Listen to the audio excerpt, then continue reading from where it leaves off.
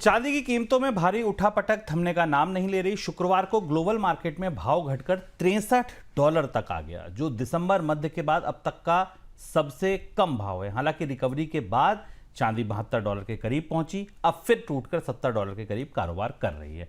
घरेलू बाजार में एमसीएक्स पर चांदी 2,29,000 का स्तर छुआई और फिर रिकवर होकर अभी 2,32,000 33,000 के आसपास ट्रेड कर रही है जब हम ये शो रिकॉर्ड कर रहे हैं।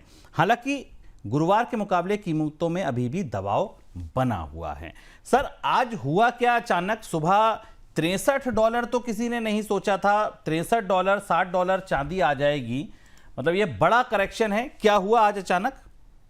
देखिए, लगातार चांदी पर जब हम डिस्कस कर रहे हैं पिछले 3-4 दिनों से 5 दिनों से, तो हम बराबर आपको ये बता रहे हैं कि चांदी की वॉलेटिलिटी में बहुत सारे फैक्टर्स प्ले कर रहे हैं। और आज का फैक्टर एक्सचेंजेस से आया। 2 दिन पहले हमने आपको बताया था कि अगर आप चांदी में ट्रेड कर रहे हैं, निवेश कर रहे हैं, तो एक्सचेंज के मार्जिन पर, बाकी चीजों पर ध्यान दीजिए।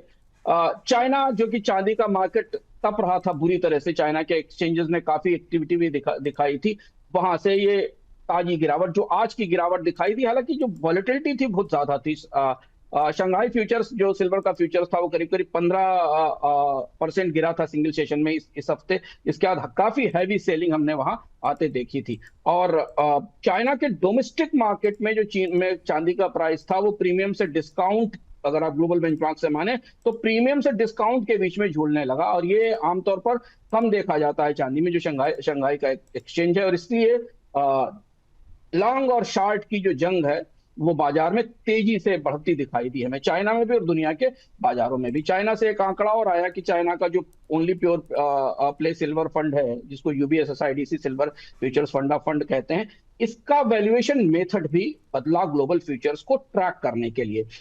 इसने केवल शंघाई लिस्टेड प्राइस की डेली लिमिट के बजाय बाकी एक्सचेंजेस के रेट को भी ट्रैक करना शुरू किया। और इस वजह से, इस ट्वीक के कारण, इसकी एनएवी एक दिन में करीब करीब 31% के आसपास ड्रॉप हो गई। इसने भी बाजार में एक बड़ी गिरावट, जो आज शुभम इशारा कर रहे हैं $63 का, उसकी तरफ इशारा किया। ये वो ताजा घटनाक्रम था जो ट्रिगर के तौर पर हमें दुनिया के बाजारों में दिखाई देने लगा।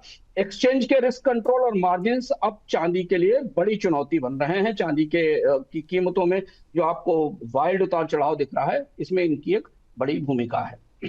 सर, ये जो चांदी में बड़ा उतार चढ़ाव आया, इससे जो भरोसा था निवेशकों का वो डगमगाने लगा। जो मजबूत फंडामेंटल के हिसाब से चांदी में लगातार बाय करते जा रहे थे, एक स्ट्रीप राइज देख रहे थे, अब ये वॉलेटिलिटी दिखा रही है एक एक दिन में इतना बड़ा जंप और इतनी बड़ी गिरावट, ये बता रही है कि वो भरोसा डगमगा रहा है। क्या आपको लगता है ये चांदी के लिए कितना नेगेटिव है? सारे फंडामेंटल और सारी चीजें एक तरफ रखें, लेकिन अब ये जो रिटेल का भरोसा डगमगाना है, ये चांदी, आप इसको कैसे देख रहे हैं?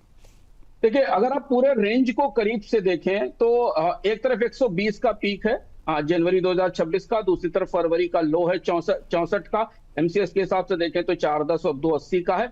एक दिन के मूव्स मुझे ज्यादा चौंका रहे हैं, जो 10 से 16% के हैं एक दिन के मूव, ये बेहद चौंका रहे हैं। और ये हमें कुछ और चीजें बता रहे हैं। 4% का लोअर सर्किट बार बार आता है। इस फ्यूचर और स्पॉट्स में करीब 12% के आसपास का स्विंग हमको दिखाई दे रहा है। तो जो वॉलेटिलिटी को अगर आप समझने की कोशिश करें, तो ये 100% एनुअलाइज्ड वॉल्यूम के बेस के ऊपर अगर आप देखें, तो हमें 2 महत्वपूर्ण चैलेंज दिख रहे हैं। एक तो ये दिख रहा है कि लिक्विडिटी बहुत थिन है, वॉल्यूम बहुत कम है और मार्जिन के प्रेशर्स बहुत ज्यादा हैं। और इसलिए बाजार में अब चांदी को लेकर जो लॉन्ग और शॉर्ट के 2 अलग अलग ग्रुप बने हुए हैं, वो खींचकर एक लेवल पर ऊपर ले जाते हैं और फिर नीचे ले जाते हैं।